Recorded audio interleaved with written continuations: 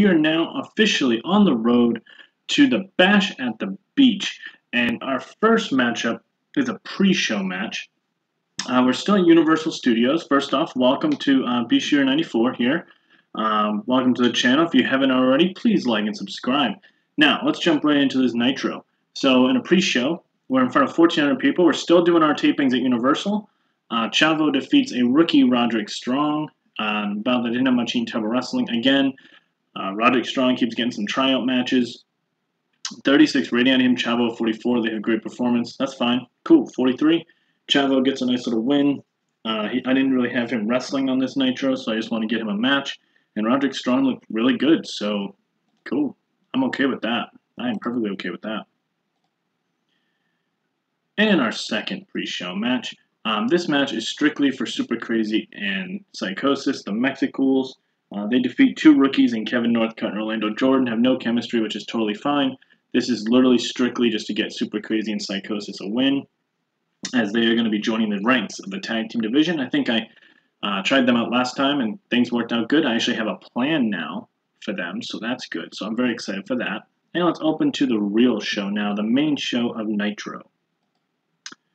So we open the show with a recap of our champions post Great American Bash. So the tag team championships were won by Totally Buff, Lex Luger, and Buff Bagwell in that triple threat ladder match. Diamond Dallas Page just not only defeated Chris Kanyon, but then went on to defeat Jeff Jarrett in the United States Championship Finals.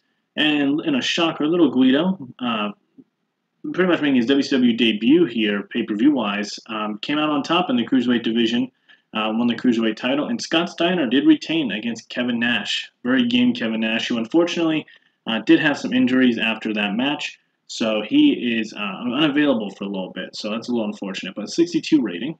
It's a good open. And our first match on the show, in a decent match, Pinpoint, which is AJ Styles and Mark Jindrak. These guys are a team I'm putting together, and I think it's going to go really well. I have a lot of good plans for them. Versus those Southern Boys, which is Jamie Noble and Kid Cash, in 754. AJ Styles pins Kid Cash with a Styles Clash. Jindrak of 53, Styles of 51, Cash of 54, Noble of 53. This gives everybody something to do going forward, which I think is great, and a 52 rating. So, good stuff here. Tag team division is going to start heating up a little bit. You know, the Mexicools, Pinpoint, those Southern Boys. We got Natural Born Thrillers, 3 Count, Young Dragons. So we have a lot of depth, and I'm very happy with that. I just need to get everybody in the right spot. So 52 rating there. Unfortunately, this rating only got 39, but that's okay. And it's Pinpoint, just post-match, quick little interview on the way out, saying that they're starting to gain confidence and really starting to trust each other and really get their timing down together and really feel like they've started to build something. So that's just a little piece there. Backstage, we get Little Guido cutting a promo about how the Cruiserweight Championship now belongs to the Italian family Mafia. And that's starting with him beating Shane Holmes, Christopher Daniels, and Chavo Guerrero at the pay-per-view, and that he will be holding on to the Cruiserweight Championship as long as the Italian Mafia is strong.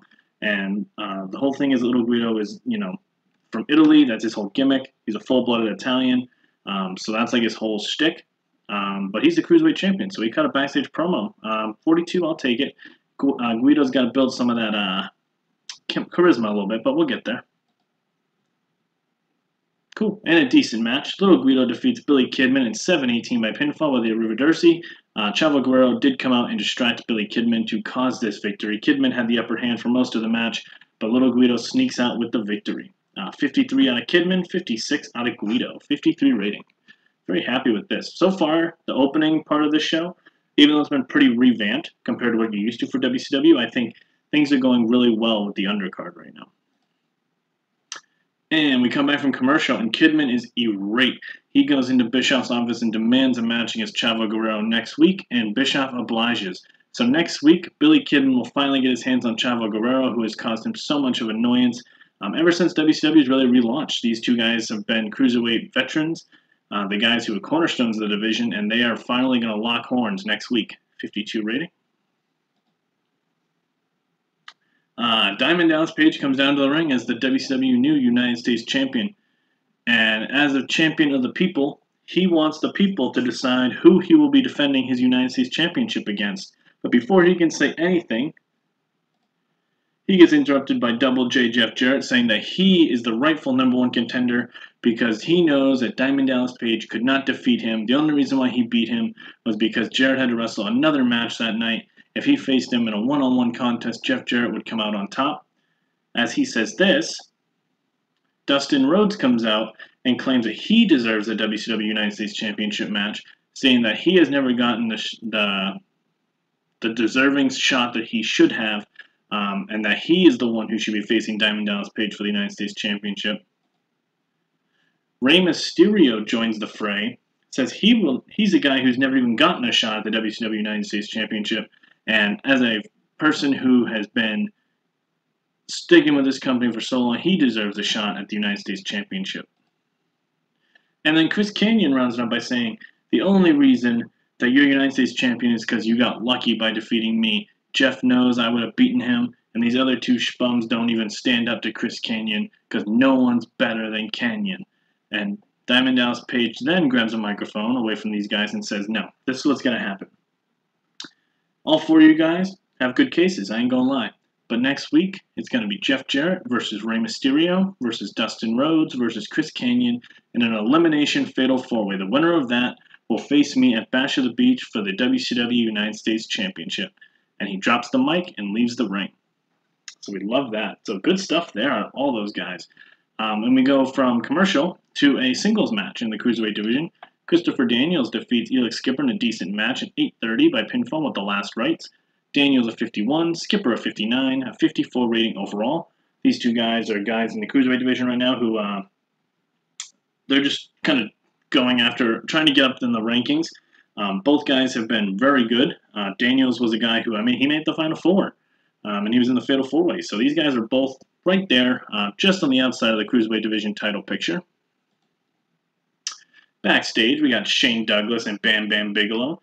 They cut a backstage promo, and they're talking about how they're finally going to rid WCW of Rob Van Dam and Tommy Dreamer, and they are so sick and tired of seeing them here on this program, and that they should never even be here to begin with. So that's a 50 rating. Yeah, right. And about that decent reaction, but subpar wrestling, Rhino defeats Conan at 7:29 with a gore. Rhino at 54, Conan at 34. You know Conan's going to be terrible with this. He's on his way out. 46 rating out of Rhino. Post-match, Rhino actually pile drives Conan through a table. And the stretcher gimmick is out there for Conan.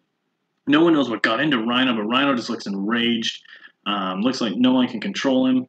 And Conan is now being stretchered out into the ambulance due to a neck injury caused by Rhino. 40 rating. And we come back from commercial and we see Rey Mysterio checking on his friend in the ambulance and going with him to the hospital.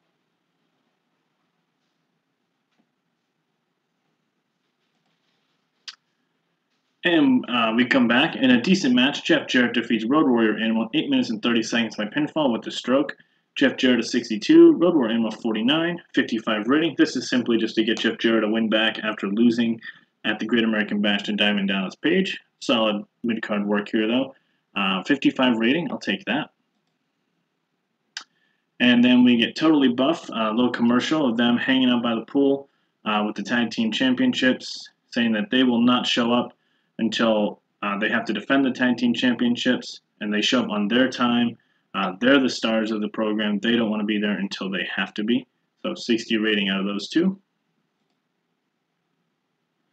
And in about that decent reaction from the crowd, but subpar wrestling, Shane Helms defeats Alex Wright in 6:47 with the Vertebreaker. Both men gave us a 47 rating as well. This, again, is a match to get Shane Helms just on the winning track again after losing in the Fatal 4-Way. That was the whole goal. I want to make sure everybody who lost at the pay-per-view got a win back here on this Nitro. Keep momentum going for all of those guys. So, solid work there. And backstage, we got Ric Flair cutting a promo, saying he's defeated all these guys since coming back. And tonight's his first true test. As he says this, Lance Storm walks up, says, you know, all these guys that you're facing, none of them can out-wrestle you like I can. You know that Sean Stasiak and Dustin Rhodes, these guys can't take you apart limb from limb like Lance Storm can. And Lance Storm walks away as Flair smiles, and we go into the match. 55 rating. And about that great heat and decent wrestling, Ric Flair defeats Lance Storm in 13 minutes by submission. Lance Storm a 70, Flair a 58. Storyline 5 advanced. Crowd got hotter and a 67 rating. So something's going to brew out of this. Lance Storm and Ric Flair, very good match. I'll take it. And we get a backstage promo from RVD and Tommy Dreamer talking about their match with Shane Douglas and Bam Bam Bigelow, about how they're finally going to get their hands on them and that there's no sneak attacks this time. It's just straight up the fight between two guys versus Douglas and Bam Bam, who they're sick and tired of being ambushed and attacked. And in a decent match, Rob Van Dam and Tommy Dreamer defeat Bam Bam Bigelow and Shane Douglas in 11:51 when Bam Bam Bigelow intentionally gets counted out while fighting Rob Van Dam. RVD carried the match. Dreamer a 47, RVD a 70, Shane a 52, Bam Bam a 42, 59 rating. So this is still going. We got a count out here, so still no clear-cut winner. 59 rating. I'm sure next week we'll have some type of answer to what's going to happen next between these four. Oh, that is not right, but okay. I meant to have Kevin Nash in this, not Kaz Hayashi, so I apologize. But Scott Steiner comes down to the ring and says that he's taken out that old has-been in Kevin Nash and wants to know who his next victim was going to be for the WCW Championship at Bash at the Beach. 81 rating. Ignore that Kaz Hayashi thing again. Sorry, put the wrong guy. Thought that was Kevin Nash. As he says this, Booker T's music hits. Booker T walks into the ring, stares down Steiner, and the show ends. Booker T staring down the WCW champion, Scott Steiner. So Booker T is back, 70 rating out of there, and it's clear that he wants a shot at Scott Steiner's WCW championship. Let's see what we get for a rating for the show. 65 rating, 32 regions increased in popularity. I will take that. Good stuff there. A lot of building for this show. And because we're going right into Bash at the Beach on week 2, so we only have 3 weeks to build this pay-per-view up. Booker T made his surprising return finally. And it looks like he has his eyes set on the WCW Championship. So we'll see what kind of happens there. Next week, we have the number 1 contenders match for the U.S. Championship. The tag team champions will speak, I'm sure, next week. We get some answers on why Rhino attacked Conan and what that means. And we'll just kind of go from there. Until next time, please make sure you are commenting on the forum, liking the videos. Please subscribe. Keep trying to keep this going on the YouTube side of things. So I can't do that unless you guys really give me that opportunity. So until next time, I think the next one should be coming out pretty soon right after this. So stay tuned as we're on the way to Bash at the Beach.